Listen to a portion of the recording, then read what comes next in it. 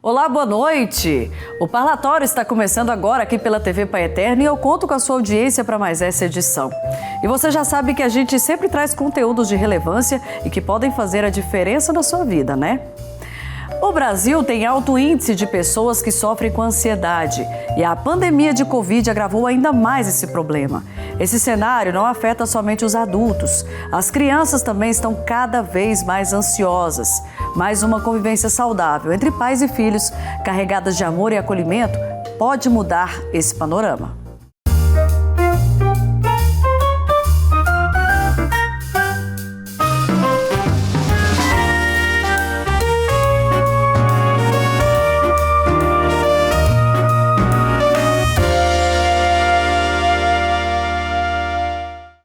E você sabe identificar sintomas de ansiedade em crianças? Como estão as emoções dos pequenos que estão no seu círculo de convivência?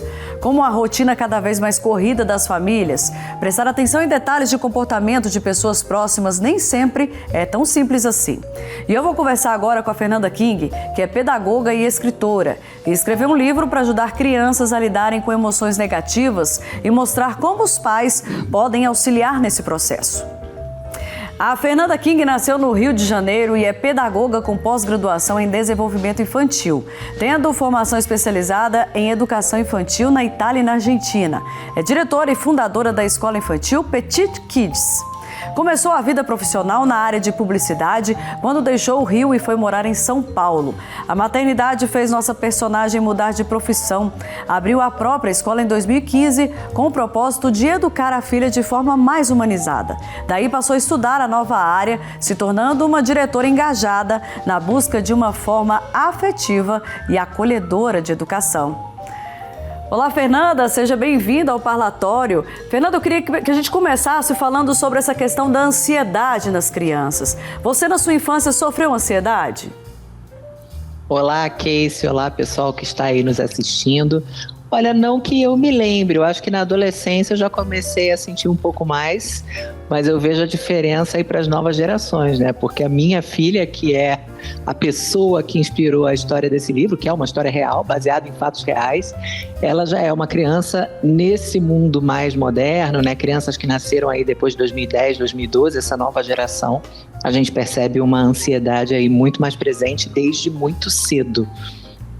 E Fernanda, o que te levou a escrever esse livro? Você falou que a sua filha, você já convive com ela, já vê essa diferença, né, na rotina do dia a dia. Mas como fazer com que a criança não se sinta tão ansiosa? Como foi, assim, ver a convivência com a sua família? E como você via esse momento de acolhimento, até na sua infância também, e para hoje, para a atualidade? O que você vê de diferente? A diferença é enorme. Acredito, na minha infância e na minha adolescência não existia essa coisa de ir ao psicólogo. O preconceito era muito grande, né? Era visto como coisa de maluco, né? As pessoas usavam palavras assim muito inadequadas e isso era só em última instância. Hoje não, hoje a gente tem recursos, hoje a gente tem uma aceitação da importância da saúde mental desde muito cedo. Então eu vejo que cada vez mais as pessoas estão vendo a psicologia como uma coisa absolutamente presente na nossa vida, né? As pessoas escrevem na internet, faça terapia, faz muito bem.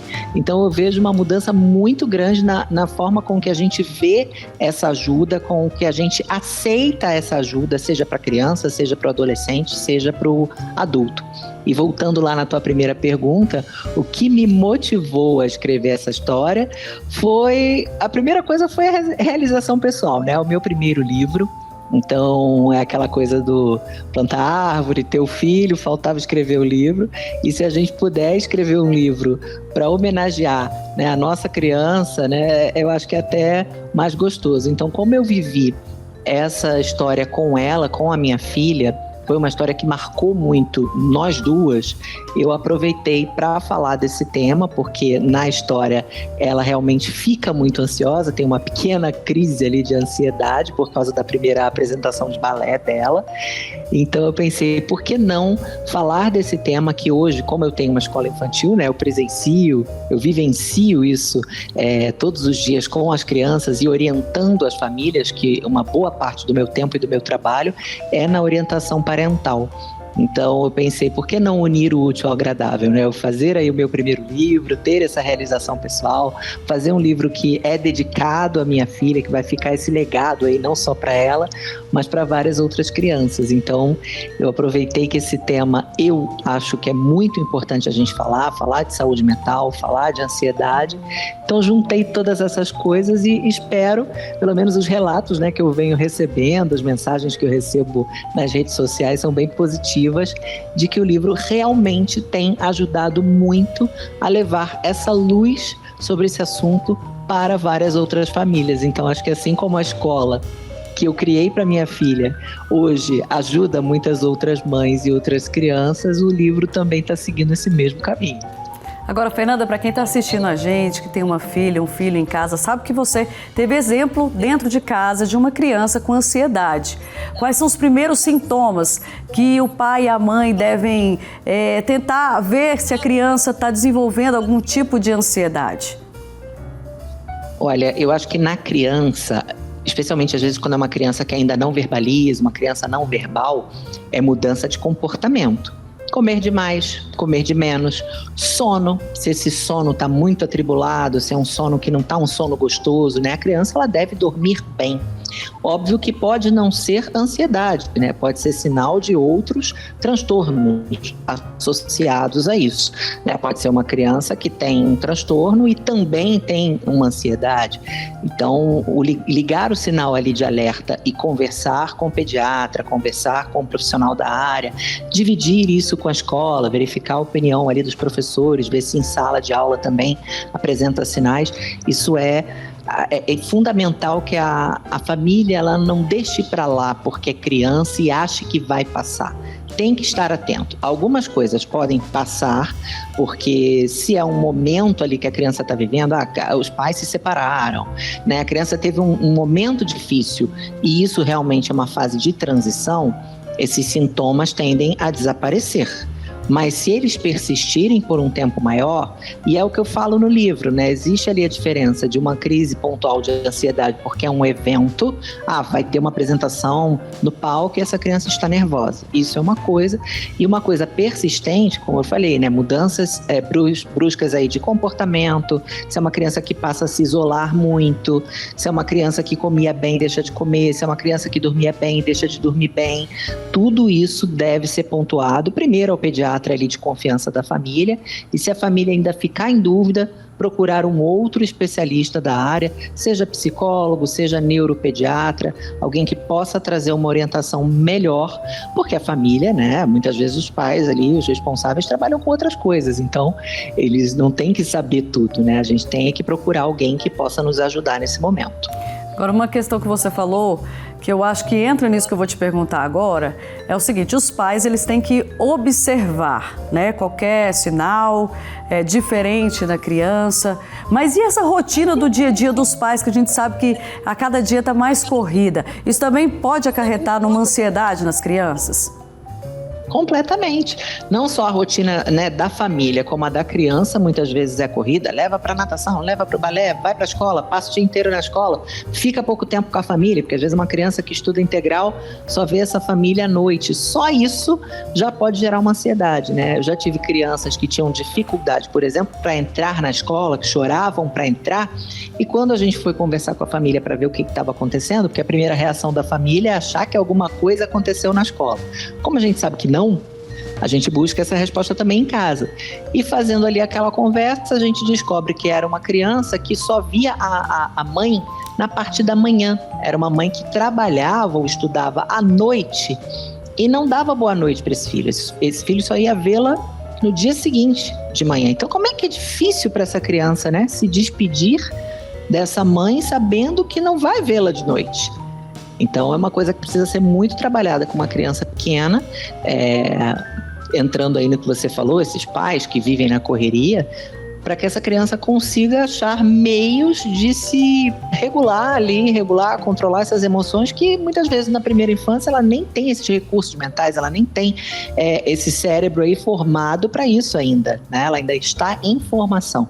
Então é um trabalho de formiguinha que muitas vezes, né, a escola ela consegue ajudar dando essa orientação, mas não é fácil. Hoje a gente tem um mundo que é cheio de estímulos e, como eu falei lá na primeira parte da conversa, né, as crianças já nascendo com essa tecnologia, com o acesso a telas, é um desafio novo muito grande e que influencia muito nas questões de saúde mental, que é o uso de tela, né? Isso aí para mim, é o fator número 1 que está mudando como a gente vive as relações, como as crianças, né, veem o mundo. Muitas vezes uma criança que está vendo o mundo ali já muito cedo, através de uma tela, e esquecendo o que a rodeia, né, o que a cerca.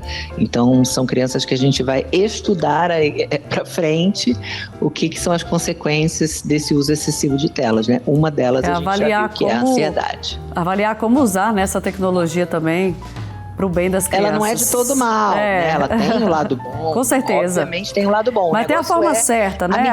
A medida certa, né? Fernanda, chegou a hora de um rápido intervalo comercial, mas a nossa conversa vai continuar daqui a pouquinho, tá bom?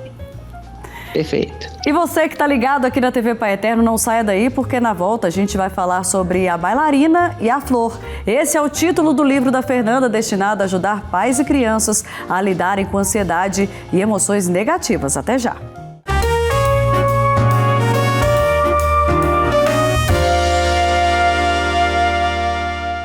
Já estou de volta com o Parlatório e no programa de hoje eu recebo a Fernanda King. Ela é pedagoga e auxilia pais a enfrentarem a ansiedade com os pequenos e aborda como acolher quem sofre com emoções negativas e tem dificuldade em superá-las. A nossa entrevistada lançou um livro falando sobre o assunto. Fernanda, eu queria que você contasse pra gente sobre o seu livro A Bailarina e a Flor. O que o leitor encontra na obra e qual a expectativa em relação à repercussão desse livro? Vou mostrá-lo aqui. Essa aqui é a bailarina, que é a minha filha. Linda capa. Eu fiz todas as ilustrações aí inspirada nela, né? No físico dela, que ela tinha naquela época. Então, os pais vão encontrar uma história leve, em forma aí de poesia, para ler com crianças que estão em fase ali de pré-alfabetização. É maravilhoso, porque quando você trabalha a rima, isso ajuda muito as crianças que estão aprendendo a ler e escrever. Então ele é mais indicado aí para crianças, vamos dizer, na fase de 0 a 7 anos. E eu digo de 0 porque a gente tem que ler desde bebezinho, né? Você ler ali com o seu bebê é super importante e você vai vendo quais os tipos de história que ele presta mais atenção, que ele fixa mais o olhar, e conforme a criança vai crescendo, você vai deixando ela folhear os livros, ensinando que ela tenha cuidado com esses livros.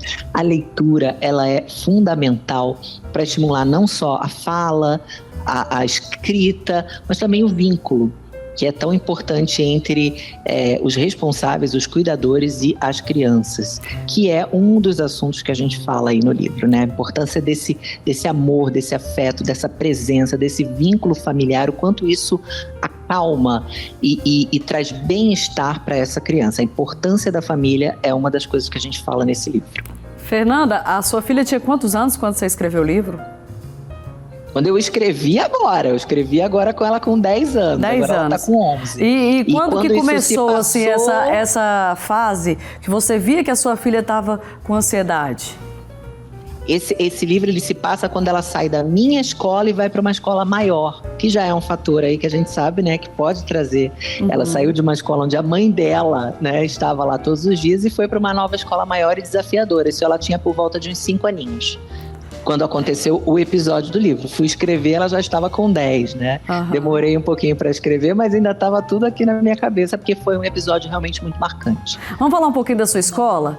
Como que você trabalha esse tema, ansiedade, com os alunos e com os professores? A gente trabalha todas as questões de habilidades socioemocionais, não só ansiedade. A gente tem que trabalhar com a criança muito pequena, por exemplo, ali de 0 a 3 anos, questões como, por exemplo, controle inibitório. O que é isso? A criança, quando ela é muito pequenininha, ela quer um brinquedo, ela vai lá e toma do amigo. Às vezes ela morde, às vezes ela bate. Por quê? Porque ela ainda não consegue controlar os instintos primitivos dela. Então, quando é essa fase de 0 a 3 anos, a gente trabalha muito isso. Começar a entender esse controle e ensinar a criança a não bater, a resolver na base da palavra, só que muitas vezes ela ainda não tem vocabulário para isso, né? Então é um processo que a gente tem que ter calma, paciência, saber até onde esse cérebro vai, que muitas vezes os adultos não sabem, desconhecem porque não estudam o filhote da própria espécie, né? Muito pouco se sabe aí sobre a parte de neurociência infantil. São poucas pessoas que estudam isso, mas isso é absolutamente importante para quem tem um filho ou para quem trabalha na área da educação. E de 3 a 6 anos, a gente começa a ampliar essas questões socioemocionais, falando sobre a nomeação dos sentimentos. Porque o que é raiva? O que é ciúme? O que é ansiedade? O primeiro passo é tentar entender, compreender o que a gente está sentindo, nomear para poder falar para o outro a nossa dificuldade. Então esse é um trabalho que é feito de nomear as emoções e depois a gente vai fazendo outros trabalhos, né, de empatia, né, a própria inclusão que a gente pratica muito na escola. A gente consegue ter um olhar melhor e mais compreensivo para o outro, exercitar e trabalhar mais essa empatia, entender que todos somos diferentes e iguais ao mesmo tempo, questões aí de educação antirracista. Então são muitas questões que a gente trabalha no dia a dia de forma absolutamente lúdica. Na educação infantil tem que ser tudo na brincadeira. Eles acham, né, que estão só brincando, mas na verdade estão aprendendo um monte de coisa importante. Então são muitas habilidades que a gente treina em atividades que às vezes parecem absolutamente simples, mas que são muito profundas na essência. Então quando a gente faz um planejamento pedagógico, tudo isso está ali no pacote e as crianças aprendem literalmente brincando. Agora, a aproximação da escola com os pais, principalmente a sua, né, que é uma escola que tem uma visão mais afetiva. Quando vocês veem que um jovem está ansioso, uma criança está ansiosa, como que é esse tratamento com os pais? Como que vocês falam para os pais, dão essa notícia, olha, o seu filho precisa de um psicólogo? Como que é essa conexão entre a escola e os pais? E como deve ser também nas outras escolas? Como eu tenho uma escola que não é muito grande, eu acho que isso é um diferencial nesse momento. Quando a escola não deixa de ser uma empresa, né? Quando uma empresa se torna muito grande, algumas questões pessoais às vezes se perdem um pouco. Como a minha escola é uma escola, não é pequena, mas ela é média, e a gente é muito presente, a gente consegue ter um olhar individualizado e conseguir ali perceber se cada criança mudou o comportamento, o que ela está apresentando, e eu acho que a gente tem que chamar para uma conversa o quanto antes essa família, uma conversa franca, aberta e orientar. Nós, né, temos a possibilidade, né, porque muitas vezes isso esbarra em questões até financeiras das escolas, mas nós temos a possibilidade de termos uma psicóloga, de termos uma coordenadora que é psicopedagoga, e as professoras, obviamente, são todas formadas em pedagogia e muitas têm cursos aí de extensão também, além da formação de professores que nós fornecemos, né, por conta própria, cursos para que elas cada vez se aprimorem mais e consigam ter esse olhar para essas crianças. Então, eu acredito que percebendo que uma criança está tendo dificuldade, seja de aprendizagem, seja comportamental, tem que chamar a família para conversar e orientar. Só que essas pessoas que vão orientá-las precisam saber, né? O primeiro ponto para a gente conseguir passar a orientação para uma família é a gente ter algum conhecimento ali a mais na área. Então eu chamo, e se eu percebo que essa criança precisa de uma ajuda a mais, eu recomendo que a família passe com um psicólogo para uma observação, pelo menos uma avaliação desse profissional. Às vezes não precisa disso, às vezes mudando alguns comportamentos na família, retirando tela, né? Uma coisa que eu já pedi para algumas famílias fazerem, porque eu percebia no comportamento da criança que parecia uma criança que usa muita tela. A gente vai chamar a família, realmente usa muita tela. A gente pede essa redução de uso de tela, eu já tive resultados maravilhosos apenas com redução de uso de tela, apenas, né? Isso já é uma coisa muito grande. Então, é ter essa conversa, é ter essa orientação. E isso que eu senti falta, né? Porque minha filha chegou a estudar numa outra escolinha quando ela era bem bebezinha, depois um pouco que eu abri a minha.